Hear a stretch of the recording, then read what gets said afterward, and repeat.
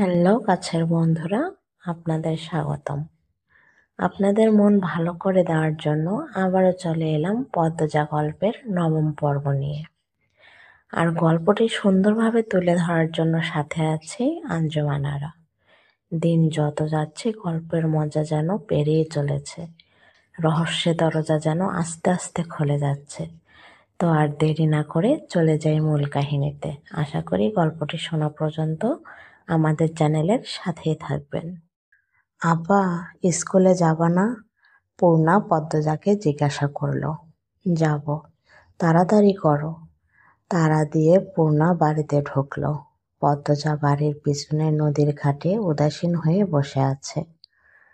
এই নদীর নাম মাদিনী। গ্রীষ্মকাল বিদায়ের ৩ সপ্তাহ চলছে। এখন বর্ষাকাল। মাদিনী জলের কানায় কানায় ভরে উঠেছে। সে যেন স্রোতস্বিনী। ঘোলা জলের একটানা স্রোত বয়ে যায় সাগরের দিকে। উজান থেকে ভেসে আসছে ঘন সবুজ কচুরিপানা। পদ্মজার এই দৃশ্য দেখতে বেশ লাগে। নিষ্পলক চোখে তাকিয়ে আছে মাদিনীর স্বচ্ছ জলের দিকে। মাদিনীর বুকের উপর দিয়ে একটা লঞ্চ যাচ্ছে। লঞ্চ দেখে ১ মাস আগের ঘটনা মনে পড়ল তার। সেদিন রাতে হেমলতা ছুরি ধার দিয়ে রুমে ঢুকে গেলেন। পদ্মজা কাপা পায়ে রুমে ঢুকে বিছানায় শুয়ে পড়ে। কিছুক্ষণের মধ্যেই ঘুমিয়ে পড়ে। এর পরদিন স্কুল থেকে বাড়ি ফিরে নামাজ পড়ে খেতে বসল। তখন হিমেল হন্তদন্ত হয়ে বাড়ি ঢোকে। হিমেল হচ্ছে হেমলতার ছোট ভাই। আপা, এই পদ্ম, আপা কই? হিমেলের কণ্ঠ। কি হইছে মামা? জবাব দিল পদ্মজা। পদ্মজার প্রশ্ন উপেক্ষা করে হেমলতাকে হিমেল ডাকল। আপা, এই আপা। হেমলতা বাড়ির পেছন থেকে ব্যস্ত পায়ে হেঁটে আসেন। কি হয়েছে? হিমেল হেমলতাকে দেখে হাউমাউ করে কেঁদে উঠল। আপা, ভাইজান খুন হইছে।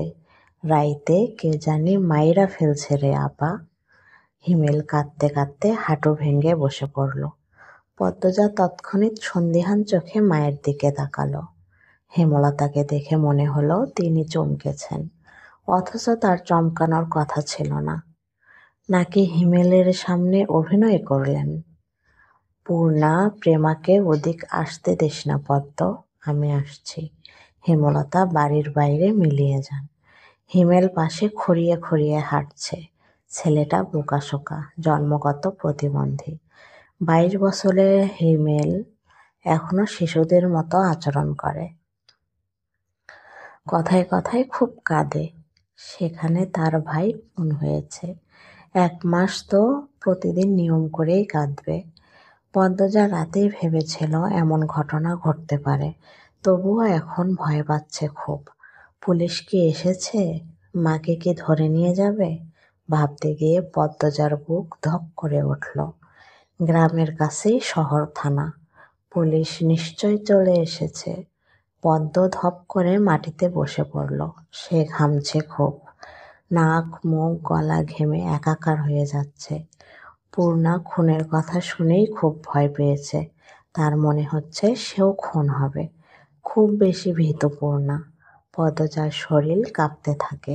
চোখে ভাসছে হেমলতাকে পুলিশ শিকল দিয়ে বেঁধে নিয়ে যাচ্ছে। তার খুব কান্না পাচ্ছে। আর সময় নষ্ট না করে তড়িঘড়ি করে উঠে দাঁড়ালো পদ্মজা। মাথায় ওড়নার আঁচল টেনে নিয়ে পূর্ণার উদ্দেশ্যে বলল, প্রেমারে দেখে রাখিস বোন। বাড়ি ভর্তি মানুষ, আরো মানুষ আসছে। হেমলতা মানুষকে ঠেলে হানিফের লাশের সামনে গিয়ে দাঁড়ালেন। তখন ফর্সা রঙের ২ জন মহিলা ঝাঁপিয়ে পড়ে তার উপর। আকস্মিক আক্রমণে হেমলতা অপ্রস্তুত হয়ে পড়েন। খেয়াল করে দেখেন ২ জন মহিলা তার মা আর বোন। তারা হাউমাউ করে কাঁদছে। কিন্তু হেমলতার তো কান্না পাচ্ছে না। ব্যাপারটা লোকচক্ষু ঠেকছে না। একটু কি কান্নার অভিনয় করা উচিত? হানিফের মৃতদেহ দেখে মনে হচ্ছে কেউ ইচ্ছে মতো কুপিয়েছে। হেমলতার তা দেখে শান্তি লাগছে। এমন শান্তি অনেক দিন পাওয়া হয়নি। পদ্মজা সেখানে উপস্থিত হয়। হেমলতার নজরে পড়ে। ভীতু চোখে মায়ের চোখের দিকে তাকালো পদ্মজা। হেমলতা ভুরু কুঞ্চিত করে আবার স্বাভাবিক করে নেন। পদ্মজা চোখ ঘুরিয়ে দেখছে পুলিশ এসেছে নাকি। চারদিকে এত মানুষ। পদ্মজাকে এদিক ওদিক উঁকি দিতে দেখে হেমলতা এগিয়ে আসেন। চোখ মুখ শক্ত করে পদ্মজার মুখ ঘুরিয়ে দেন। পদ্মজা দ্রুত ওড়নার আঁচল মুখে চেপে ধরে গোয়াল ঘরে ঢুকে পড়ল। তার মা চায় না সে কখনো এত মানুষের সামনে থাকুক। হেমলতা ঘাড় ঘুরিয়ে দেখলেন পদ্মজা গোয়াল ঘর থেকে উঁকি দিয়ে বাইরের অবস্থা পর্যবেক্ষণ করছে। কিছুক্ষণের মধ্যে পুলিশ আসলো। জিজ্ঞাসাবাদ করে হানিফের লাশ নিয়ে গেল।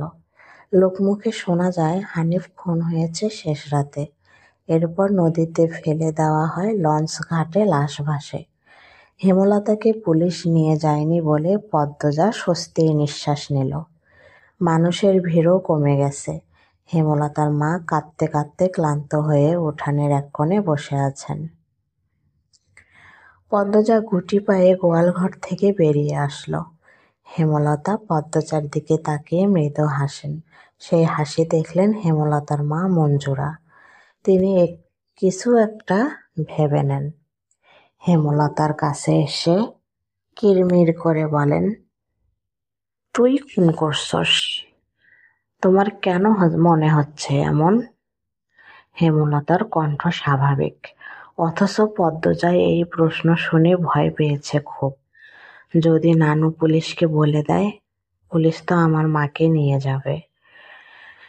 কাইল রাইতে তুই আইছিলি হানিফের ঘরে, আমি দেখি নাই? রাগে কাঁপছেন মঞ্জুরা। আসছি। হেমলতার নির্বিকার স্বীকারোক্তি। কেন মারলি আমার ছেঁড়ারে? তোর কি ক্ষতি করছে? আসছি বলেই আমি খুন করছি? এত রাইতে তুই তার কাছে আর কি দরকারে আইবি? আমি তাকে মারতেই যাব কেন? মঞ্জুরা আহত দৃষ্টিতে তাকিয়ে আছেন হেমলতার দিকে। হেমলতার চোখ মুখ শক্ত। নিস্তব্ধতা কাটিয়ে মঞ্জুরা চেঁচিয়ে উঠলেন, পুলিশের কাছে যামু আমি। পদ্মজা কেঁদে উঠল। অস্পষ্ট কণ্ঠ বলল, নানু এমন করো না। হেমলতা নিচু স্বরে কঠিন করে বললেন, আমার মেয়েদের থেকে আমাকে দূরে সরানোর চেষ্টা করো না আম্মা, ফল খুব খারাপ হবে। পদ্মজার মনে হলো মঞ্জুরা ভয় পেয়েছেন। মঞ্জুরা সবসময় হেমলতাকে ভয় পান। তিনি চুপসে যান, শুধু ঘৃণা ভরা দৃষ্টি নিয়ে হেমলতার দিকে তাকিয়ে থাকেন। পদ্মজা বুঝে উঠতে পারে না তার নানু কেন ভয় পায় মাকে। মায়ের অতীতে কি ঘটেছে? কেন তিনি এমন কাঠখোট্টা? ছেলের খুনিকে কোনো মা ছেড়ে দেয়? নানু কেন ছাড়লেন? মেয়ে বলে নাকি অন্য কারণ? কোনো উত্তর নেই। এসব ভাবলে উল্টো মাথা ব্যথা করে। অন্য ৮-১০টা পরিবারের মতো কেন না তারা? নাকি গোপনে সব পরিবারেই এর মন জটিলতা আছে? প্রশ্ন হাজারটা, উত্তর কোথায়?